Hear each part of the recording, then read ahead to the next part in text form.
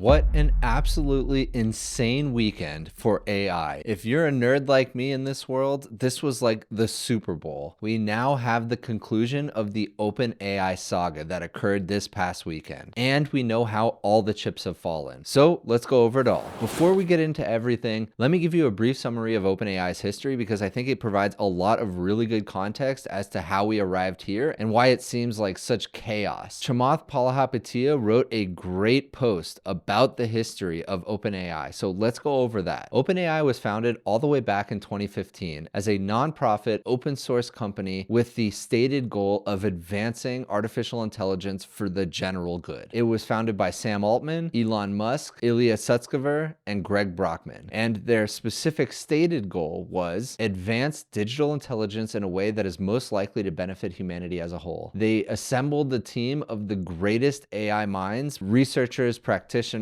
that the industry has. In the early days of OpenAI, it was marked with rapid experimentation, and they put out a lot of research, but they pretty much flew under the radar for most of it. And in 2018, OpenAI first really started to show off their capabilities with something called the OpenAI 5 project. And what that did was it trained 5 artificial intelligence agents to play the game Dota 2, which is an extremely sophisticated and complex game. And these AI agents learned to work as a team and beat professional level players at Dota 2. And then in June 2018, OpenAI released an incredibly important paper called Improving Language Understanding by Generative Pre-Training. So Generative Pre-Training, GPT. And that introduced the foundational architecture for the Generative Pre-Trained Transformer model. But the most interesting part is this was actually based on a paper that was published by Google. So Google really broke the mold on what was possible with transformers. And then OpenAI took the technology outlined in that paper and turned it into something useful. Then at a certain point, they started to realize, wow, we can probably make a lot of money with this. And in 2019, they transitioned away from being a pure nonprofit with a simple structure. And then they transitioned to being a capped profit company that was owned by the nonprofit company. And here it says, according to the company's blog post, OpenAI wanted to increase its ability to raise capital while still serving its mission. And no pre-existing legal structure they knew of struck the right balance. So OpenAI came up with this novel structure that allowed the nonprofit to control the capped profit company. And the capped profit company was capped at 100 times the investor's initial investment. This culminated in a billion-dollar investment by Microsoft and marked the beginning of their corporate relationship and partnership. So the nonprofit entity of OpenAI was the sole controlling shareholder of this new capped profit company. And this capped profit company answered to the OpenAI board of directors. And that's a really important piece of information to remember. And look what it says here. Crucially, the board was responsible for determining when OpenAI attained artificial general intelligence, which the company defines as highly autonomous system that outperforms humans at most economically valuable work. Now, obviously, the board can't decide when certain technological breakthroughs happen, but if they do, they get to decide when it gets released. And now let's take a look at this corporate structure. It's absolutely absurdly complicated. We have the board of directors at the top, which controls the OpenAI Inc., the nonprofit 501c3 public charity, and then the nonprofit controls OpenAI GP LLC, and then this holding company is the majority owner of the OpenAI Global Company, which is the capped profit company. So this OpenAI GP LLC also controls this capped profit company. Employees and other investors own this holding company, which is the majority owner of OpenAI. And then Microsoft sits over here, which is a minority owner in the capped profit company. So extremely confusing. And of course, this is going to be ripe for issues. Then in 2020, bolstered by their new funding, OpenAI unveiled, and this is really where a lot of people started to take notice of OpenAI. This large language model was capable of understanding and generating convincing human-like text. But OpenAI didn't just stop there at large language models. They then launched Codex, a specialized AI model for programming. They launched DALL-E, which was for generative art. And so they continued to expand their footprint in the AI world. And then in December 2022, this is really when things took off. They released GPT 3.5, which completely transformed the world of AI and the broader world in general. This is a consumer-focused GPT that anybody could use. And ChatGPT, as it was known, garnered global attention. It became extremely popular extremely quickly. It was the fastest growing consumer product of all time. Basically, within just a couple months, they were able to get 100 million users. Then OpenAI introduced a subscription model for ChatGPT Plus, and then they just kept iterating. And then finally, just a few months later, they introduced GPT-4, their most capable model, and it was better than any other model out there, both closed source and open source. And then just a couple weeks ago, they had Dev Day, in which Sam Altman both released products and previewed their coming roadmap. And they released GPTs, which is their form of agents, and a GPT store, which is eventually going to be their version of the App Store. And all of that now brings us to this past Friday. And this past Friday, OpenAI's board unceremoniously fired Sam Altman, and almost no one knew about the plan, including Sam Altman, the CEO, including Greg Brockman, the chairman of the board of OpenAI, including investors, including Microsoft, who basically owns half of the company. OpenAI's board released a statement on Friday with the announcement. And here it is. So we've already talked about this, but just briefly, Mira, who was their CTO, is now going to be the interim CEO to replace Sam Altman. Mira found out about the transition the night before, so she was really one of the first people to find out about it. And this is the main paragraph, which really stood out to everybody from the board's blog post. Mr. Altman's departure follows a deliberative review process by the board, which concluded that he was not consistently candid in his communications with the board. This means he was not telling them the full truth, hindering its ability to exercise its responsibilities. The board no longer has confidence in his ability to continue leading OpenAI. Boy, when they wrote this letter and planned his dismissal, they really did not expect what would happen next. They also asked Greg Brockman to step down as chairman of the board, but still stay at the company. And that also didn't work out for them. So shortly after this, Greg Brockman said, "Hey, I just found out about this about 30 minutes before it happened, and you know what? I quit. This is ridiculous." And so Greg Brockman was out. And so now we had these two factions. We had the board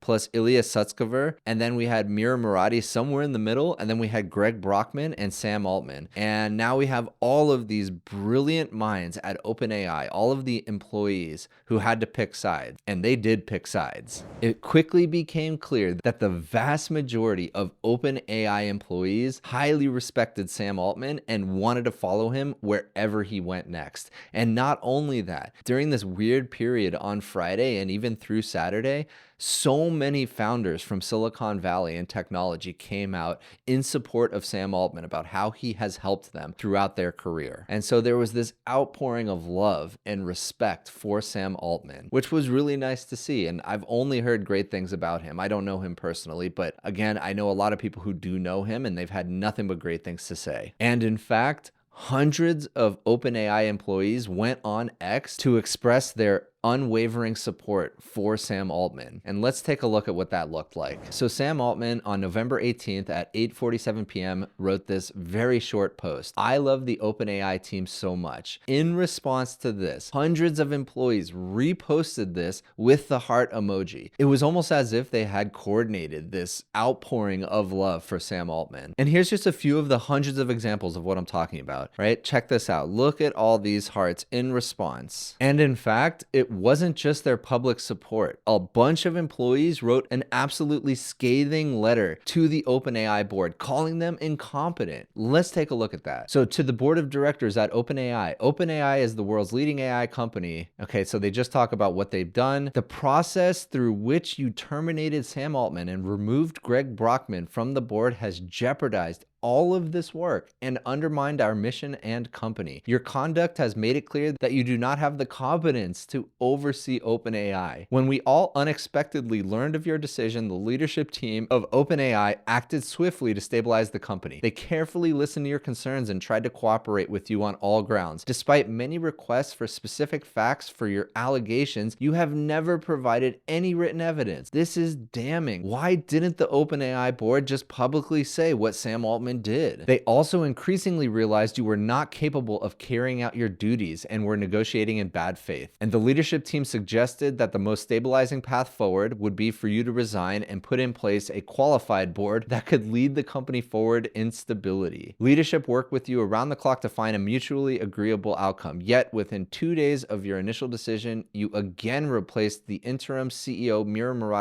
against the best interests of the company. You also informed the leadership team that allowing the company to be destroyed would be consistent with the mission. This is absolutely insane. And then here's all bold. Your actions have made it obvious that you are incapable of overseeing OpenAI. We are unable to work for or with people that lack competence, judgment, and care for our mission and employees. We, the undersigned, may choose to resign from OpenAI and join the newly announced Microsoft subsidiary. And so a bunch of the top folks at OpenAI basically said, we're going to resign and go with Sam Altman wherever he goes. And I'm going to tell you where he went, and that's the most interesting part of this whole story. So when it became clear that the vast majority of OpenAI employees, all of the talented, brilliant people there who really made ChatGPT happen, would go with Sam Altman and leave OpenAI, a scramble started. Sam Altman, OpenAI's investors, including Microsoft, the board, they all gathered at the San Francisco location to try to negotiate what would happen, with Satya Nadella, the CEO of Microsoft, leading the mediation. And here's a picture sent by Sam Altman at 1:03 p.m. yesterday. This was Sunday. First and last time I ever wear one of these, and he's wearing a guest badge at the OpenAI office. And I think this is such a fantastic picture. And to put additional pressure on the OpenAI board, all of the employees who were going to leave posted this message in coordination again. OpenAI is nothing without its people. Even Mira, who was tapped to take over as temporary CEO, posted this message, but I've seen hundreds of these. But after much negotiation, things came to an impasse. Rumors are that they could not figure out a way to bring Sam Altman back for a simple reason. Sam Altman required that the board say he did nothing wrong, and the board refused to do that because in their mind, it would open them up to legal risk in the future. And that is when negotiations fell apart. And at this point, another solution had been proposed, one that probably no one expected and potentially sets up Satya Nadella to be considered